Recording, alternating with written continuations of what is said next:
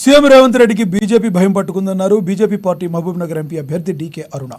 తన నామినేషన్కు వచ్చిన జనాలను చూసి భయంతో రేవంత్ వంశీచంద్ర నామినేషన్ను హాజరయ్యారన్నారు. ఒక మహిళను ఎలా సంబోధించాలో కూడా కనీస జ్ఞానం లేకుండా రేవంత్ మాట్లాడారన్నారు. మహిళను ఓడించడానికి ముప్పేట దాడి చేస్తున్నారన్నారు. రేవంత్ రెడ్డి ఒక ముఖ్యమంత్రిలా కాకుండా ప్రతిపక్ష నాయకుడిలా వ్యవహరిస్తున్నారన్నారు. కేసీఆర్ను తిట్టినట్టు డీకే అరుణను తిడితే పాలమూరు ప్రజలు చూస్తూ ఊరుకోరని తెలిపారు.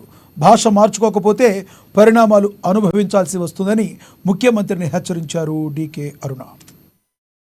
మాట్లాడి ఆమెను ఆవేదనకు గురి చేసి మనసు గాయపరిచి ఆమెను ఎన్నికల పోటీలో మనోధైర్యాన్ని తగ్గించాలనేటువంటి ఉద్దేశంతో రోజు మాట్లాడుతున్నాం. కేసీఆర్ని తిట్టినట్లుగానే డీకే అరుణమ్మ తిడతా అంటే డీకే అరుణమ్మ చూసుకుంటూ ఊకోదు, పాలమూరు ప్రజలు కూడా చూసుకుంటూ ఊకోరు. గుర్తుపెట్టుకోవాలి రేవంత్ రెడ్డి గారు. గురువింద నీతి చెప్పకిటి వచ్చి నువ్వేందో తెలంగాణ ప్రజలకు అందరికీ తెలుసు. నా భాగవతం చెప్తాడట ఈయన. నా భాగవతం దమ్ముందిరా, యా చౌరస్తాకు వస్తారా, నేను కూడా వస్తా రా. ఏ చౌరస్తాకు వస్తావు, నీ భాగవతం చెప్తాను, నా భాగవతం చెప్తాను రా. వాళ్ళకి ఏమైనా చేసేది ఉంటే చెప్పని ఇంకా ఉంటే చెప్తారు. అరుణమ్మ గురించి ఏమనని ఇంకా లేదు. వాళ్ళు ఏం చేసింది లేదు, చెప్పుకునేది లేదు. ఏం చేస్తారో కూడా ప్రజలకు నమ్మకం లేదు.